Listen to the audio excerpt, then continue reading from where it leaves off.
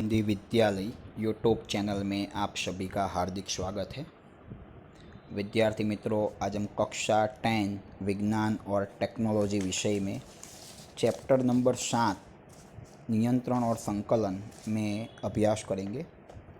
आज के इस वीडियो में विद्यार्थी मित्रों हम परावर्ती क्रिया के बारे में अभ्यास करेंगे। मस्तिष्क के ऐच्छिक केंद्रों की जानकारी के बाहर, मतलब ऐसे केंद्र मस्तिष्क के ऐच्छिक इच्छा अनुसार जानकारी के बाहर कोई बाह्य उत्तेजना के सामने, बाह्य कोई उत्तेजना उसके सामने दर्शाए जाने वाले अनैच्छिक और तेज प्रतिचार को परावर्ती क्रिया कहते हैं। मस्तिष्क के ऐच्छिक केंद्रों की जानकारी बाहर बाह्य उत्तेजना, बाहर की कोई भी संवेदना के सामने दर्शाए जाने वाले अनैच्छिक और तेज प्रतिचार, हमारी इच्छा नहीं होती फिर भी हमें वो प्रतिचार दर्शाना पड़ता है, तेज स्पीडी, जिसमें मस्तिष्क की कोई भूमिका नहीं होती। परावर्ती क्रिया जब होती है उसमें मस्तिष्क कोई भी रोल अदा नहीं करता है।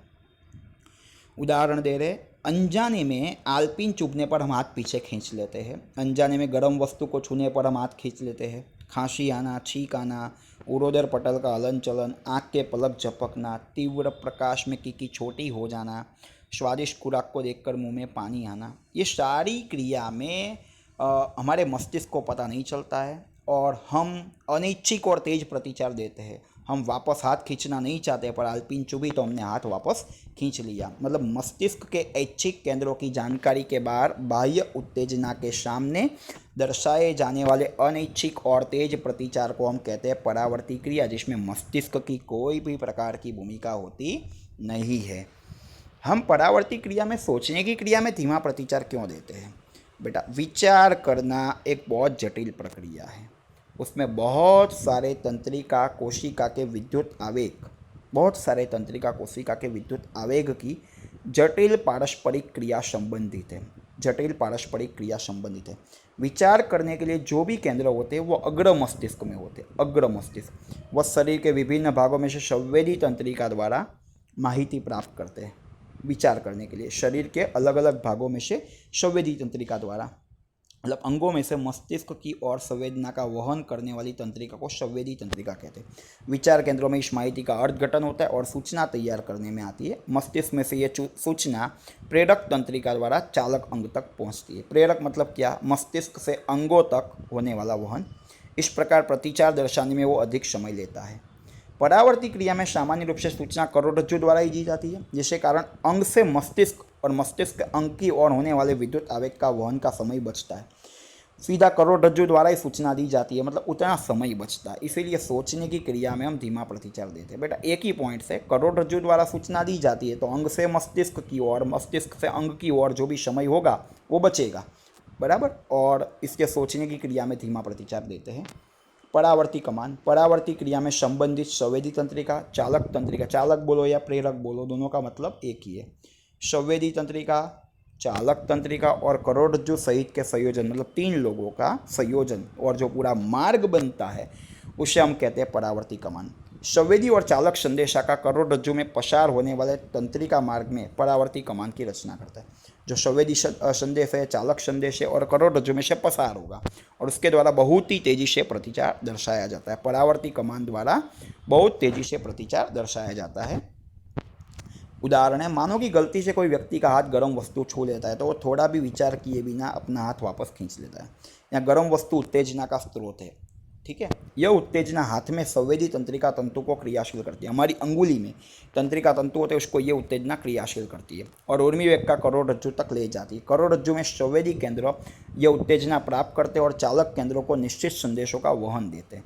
जो भी अंग या अंग से मस्तिष्क या करोड़रज्जु तक जाती है उसको हम कहते हैं संवेदी, और करोड़रज्जु या मस्तिष्क में से अंग की ओर जाती है उसको कहते हैं चालक। यह संदेशा चालक तंत्रिका तंतु द्वारा निश्चित पेशियों को मिलते हैं और ये पेशियाँ संकुचित होती है, परिणाम स्वरूप हमारा हाथ वापस खींच लेते हैं। इस प्रकार संवेदी अंग से प्रतिचारक अंग तक का समग्र मार्ग परावर्ती कमान है। संवेदी अंग से प्रतिचारक अंग तक का जो समग्र मार्ग है वो परावर्ती कमान है। मतलब हाथ में से संवेदना गई, वो करोड़रज्जु में गई, करोड़रज्जु में उसका अर्थघटन हुआ, करोड़रज्जु ने चालक तंत्रिका द्वारा हाथ को वापस खींच लिया। प्राणियों में परावर्ती कमान का उद्विकास हुआ है? प्राणियों में परावर्ती कमान का उच्च विकास हुआ है क्योंकि मस्तिष्क की सोचने की क्रिया बहुत सतेज है। अधिकतर प्राणियों में सोचने के लिए जटिल तंत्रिका कोशिकीय जाल अल्प विकसित या अनुपस्थित होती है। इससे वास्तविक विचार क्रिया की अनुपस्थिति में कार्य करने के लिए प्रभावकारक प्रणाली के रूप में परावर्ती कमान होती है। हमारे अंदर मस्तिष्क है, प्राणियों में, सब प्राणियों में नहीं है। तो इससे वास्तविक विचार क्रिया की अनुपस्थिति में कार्य करने के लिए प्रभावकारक प्रणाली के रूप में परावर्ती कमान का विकास हुआ है। जटिल तंत्रिका कोशीय जाल का अस्तित्व हो फिर भी त्वरित प्रतिचार के लिए अधिक कार्यक्षम प्रणाली के रूप में परावर्ती कमान होती है। जटिल तंत्रिका कोशीय जाल का अस्तित्व हो फिर भी त्वरित प्रतिचार के लिए अधिक कार्यक्षम प्रणाली के रूप में परावर्ती कमान होती है। फिर भी त्वरित प्रतिचार जब दर्शाना हो तब परावर्ती कमान आता है पिक्चर में। जब हमारे शरीर को त्वरित प्रतिचार की जरूरत पड़े तब हम शरीर रचना का समाधान कैसे करती है? तो इसका पहला जवाब है परावर्ती कमान द्वारा। परावर्ती कमान पूर्व संकेत खोजने की क्रिया, उसके अनुरूप प्रतिचार देने की क्रिया बहुत तेज़ी से करती है। ठीक है। तत्कालीन प्रतिचार में बाह्य उत्तेजना की संवेदना के साथ सोचने की क्रिया संबंधित नहीं होती। तत्कालीन जब प्रतिचार देना होता है तब हमें सोचने का समय नहीं मिलता है। शरीर के विभिन्न भागों में से तंत्रिका मस्तिष्क की ओर जाने वाले में करोड़रज्जु में एकत्र हो जाती है। करोड़रज्जु और तत्कालीन प्रतिचार की जरूरत पड़े तब उर्मी करोड़रज्जु में से मस्तिष्क की ओर नहीं जाता। करोड़रज्जु इसका डिसीजन दे देता है। हर बार क्या होता है, मस्तिष्क तक पहुंचता है, पर हर इस जो परावर्ती क्रिया है, त्वरित प्रतिचार है, उसमें अंग से सीधा करोड़रज्जु में जाएगा, करोड़रज्जु उसका डिसीजन दे देगा और इस प्रकार परावर्ती क्रिया द्वारा त्वरित प्रतिचार दिया जाता है।